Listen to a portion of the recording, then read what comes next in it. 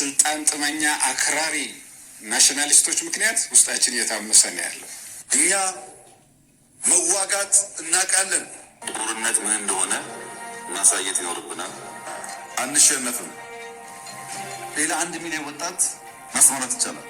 ሰሞነኛው መነጋገሪያ አለምሸት ደግፌ ናቸው። አለምሸት ደግፌ የተናገሩት ነገር አብይ አህመድ የማይደግፉት ነው። የኦህዴድ ብልጽግና ዘመን ከደርጉ የቀይ ሽብር ፍጅትና የ17 ዓመት ጦርነት የባሰ አውዳሚና ገዳይ እልቂት ያካሄደ መሆኑን የተናገሩት አለምሸት ጉዳዩን ያቀረቡበት መንገድ በብልጽግና ሰፈር ውስጥ መናወጥን መፍጠሩ እየተሰማ ነው። ጠቅላይ ሚኒስትሩ በእንጀራ የመጣህ ያሉ ይመስል ሰው ሰብሰብ ብሎ ስናገኝ በድሮን እንመታለን የሚሉት የኤታማዦር ሹሙ የምን ምቀኝነት ነው ብለው የተቆጡ ያህል የብልጽግና ቤተ መንግስት ብስጭት ላይ መሰንበቱ ታውቋል።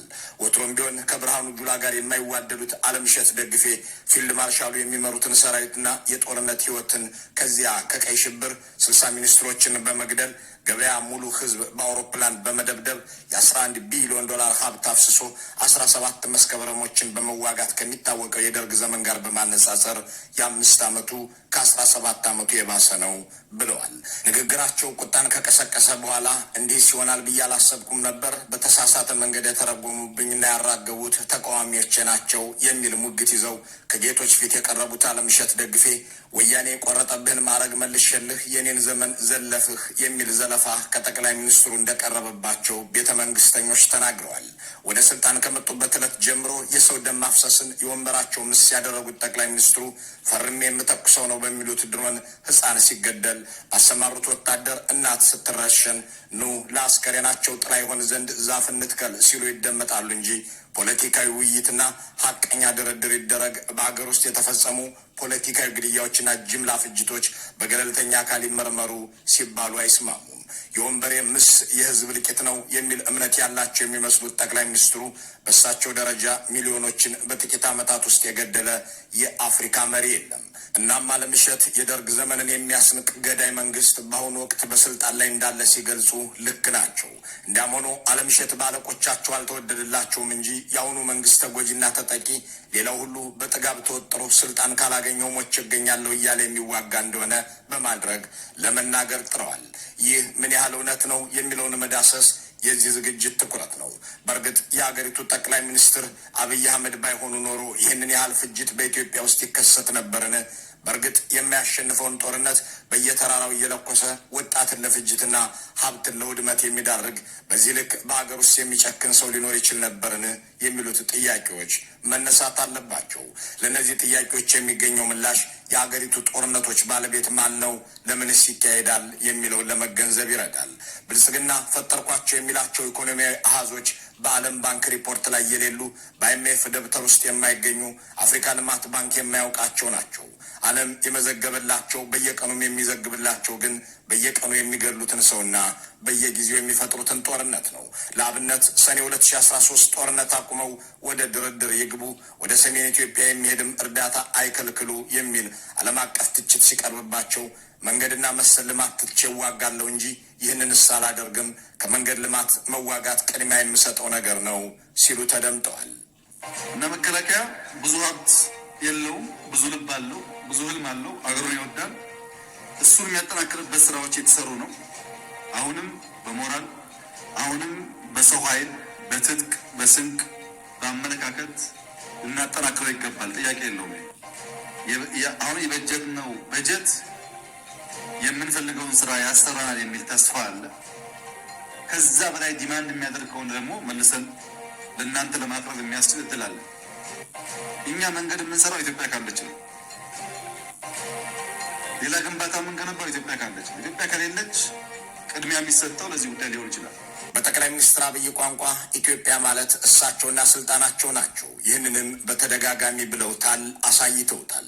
መከላከያን መንካት ኢትዮጵያን ማፍረስ ነው። የተመረጠን መንግስት መንካት ኢትዮጵያን መንካት ስለሆነ በመቶ ሺዎች እንተላለቃለን ወዘተ ሲሉ እኔ ማለት ኢትዮጵያ ነኝ ማለታቸው መሆኑን ኖረውም ተናግረውም አስመስክረዋል።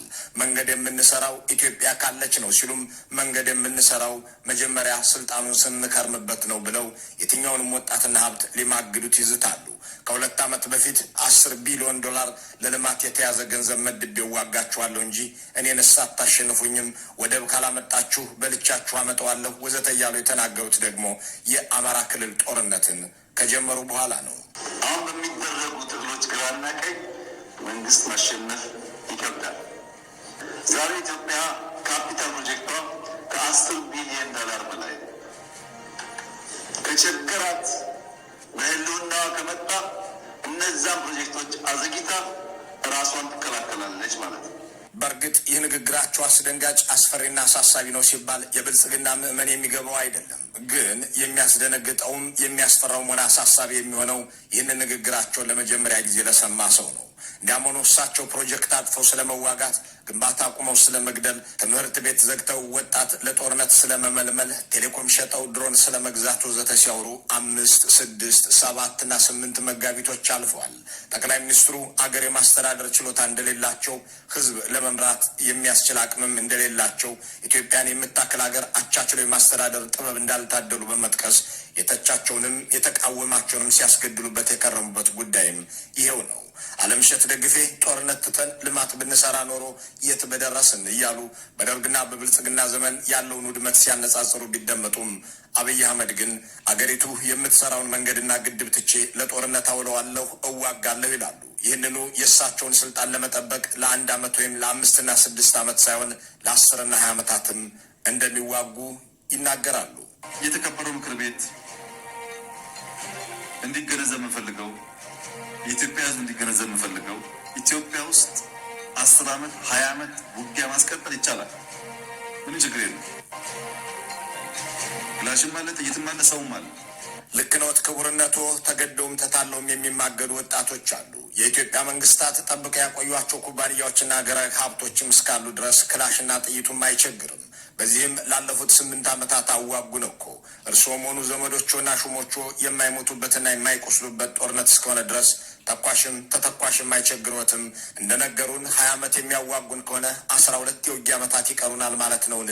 የሚሉትን ጥያቄዎች አሰላስለን ሳንጨርስ ሀሳቡን በሚገባ ያብራሩታል።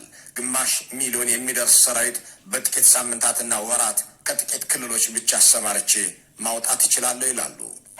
ከ2-3 ክልሎች ብቻ በሳምንታት ጊዜ ውስጥ በ1 ሳምንት በ2 ሳምንት በ3 ሳምንት ጊዜ ውስጥ 100,000 ልዩ ኃይል የሰለጠነ የታጠቀ የተደራጀ ማውጣት ይቻላል አለ። ኦልሬዲ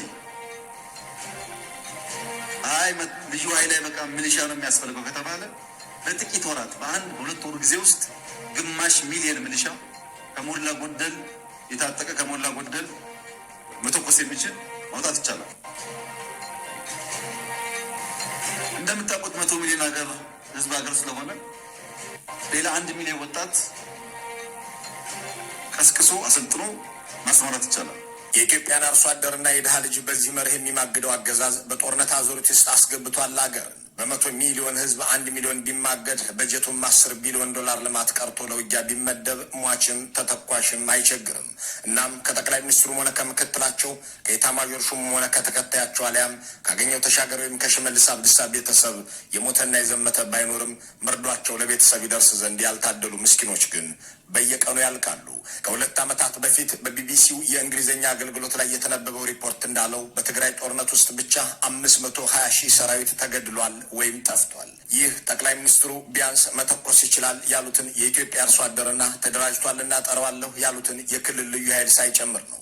የክልል አድማ በታኝ ሚሊሻና መሰል ታጣቂ ኃይል እንደ ሰውም ተቆጥሮ ስለማያውቅ በሀጫሉ ሸለመ ደብተርና በብርሃኑ ጁላ ፔሮል ላይ አይመዘገብም።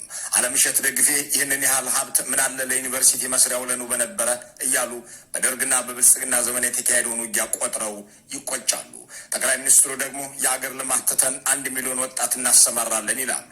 እነዚህን ወጣቶች በዩኒቨርሲቲ ገብተው ዲግሪ እንዲይዙ በሙያ ማሰልጠኛ ገብተው እንዲመረቁ ፍላጎት እንደሌላቸው ሲገልጹ ደግሞ ዩኒቨርሲቲዎችን አልገነባም፣ ተማሪዎችም ወደ ዩኒቨርሲቲ አይገቡም እያሉ የትምህርት ማቋረጥና የመጣል ፖሊሲ ይተገብራሉ። እሳቸውም አይደብቁም፣ ውጊያ እንችላለን የሚለውን ግን በአጽንኦት ይናገሩታል። እኛ መዋጋት እናቃለን፣ ማሸነፍ እናቃለን። እድሜያችን በሙሉ ያሳለፍነው በዚህ ነው። ክቡርነቱ ሆይ መዋጋት ሱሶ ማጋደል አመሎ መሆኑን በድርጊቱ አውቀናል። ያሸነፉት ጦርነት ስለመኖሩ ግን የሚታወቅ ነገር የለም። መዋጋት እናውቃለን፣ ማሸነፍም እናውቃለን አይበሉ። ጄኔራሎቹ ምርኮኞች፣ እርስዎም ተላላኪ ነበርኩ ብለው የኖሩ እንጂ ዘመኖትን በሙሉ ሲዋጉ የኖሩ አይደሉም። ዘመንና እድል ከአጋጣሚ ጋር ተጣምረው ስልጣን ሲያመጠሎት ደግሞ አገርን አድህዩ፣ በሚሊዮን የሚቆጠር ህዝብ ፈጁ፣ ማህበራዊ ግንኙነትን በጣጠሱ፣ ጎረቤትን ማሳጡ፣ ዓለም አቀፍ ማዕቀብ አስጣሉ እንጂ ያሸነፉት ጦርነት የለም፣ አሸንፈውም አያውቁም የሚለው ክርክር እርባና የለውም። በእርግጥ አንዳንድ ምዕመናን አሏቸው። ጠቅላይ ሚኒስትሩ ተገደውና የአገር ፍቅር አንገብግቧቸው ወደ ጦርነት የሚገቡ ሰላምን አብዝተው የሚወዱ ግን አገር በጥባጮች እያስቸገሯቸው የሚታኮሱ እሳቸው ኢትዮጵያን ታላቅ ለማድረግ የሚማስኑ ግን ጠላቶች እያደናቀፉ የሚዋጓቸው አድርገው የሚከራከሩላቸው አላጡም። በእርግጥ አሁንም ይህንን ውጊያስ እሳቸው አልጀመሩትም፣ ያኛውን ጦርነት እሳቸው ተገደው የገቡበት ነው ወዘተ እያሉ ለራሳቸው እንመቻቸው አድርገው የሚረዱ ሰዎች ቢኖሩም የአገዛዙን ጦረኛነት ግን በገና በጠዋቱ የጅጅጋ እናቶች ልጆቻቸው አጠገባቸው ሲረሸኑ፣ የሲዳማ ወጣቶች በመደዳ ሲገደሉ፣ የወላይታ ሴቶች ባልሞ ተኳሽ ሲቀሉ የታየ ነገር ነው። አሁን ሰፍቶና ተስፋፍቶ ሚሊዮናትን የሚበላ ስርዓት ወደ መሆን አድጓል። ሁሉንም የአገሪቱን ችግሮች በጠመንጃ የመፍታት ተልዕኮ ያለው አገዛዙ ድህነትንም በጦር መሳሪያ አፋለመዋለሁ ያለ ይመስላል። የተራባችሁ ወደብ ስለሌለ ነው፣ የምትሰደዱም የባህር በር እጦት ስላለ ነው።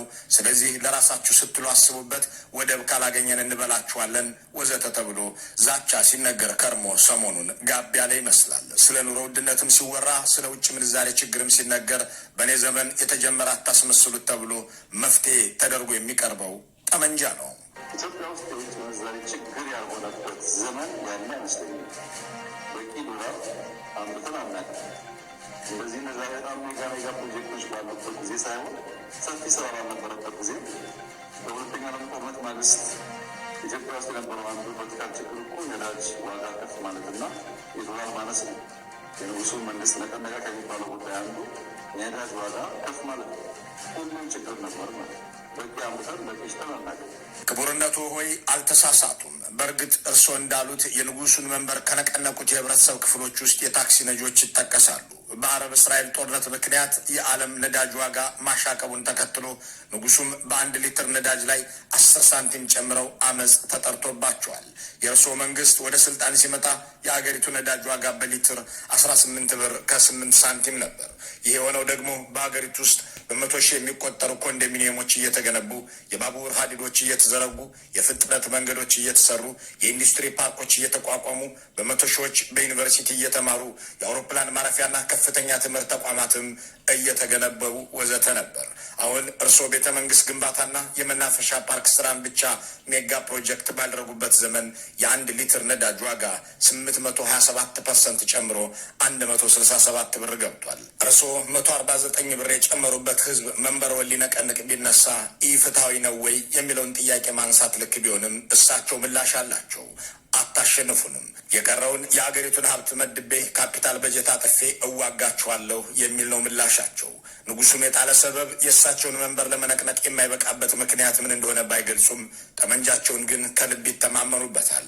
ከዚያም ይላሉ፣ ጦርነት ምን እንደሆነ ማሳየት አለብን። ጦርነት ምን እንደሆነ ማሳየት ይኖርብናል።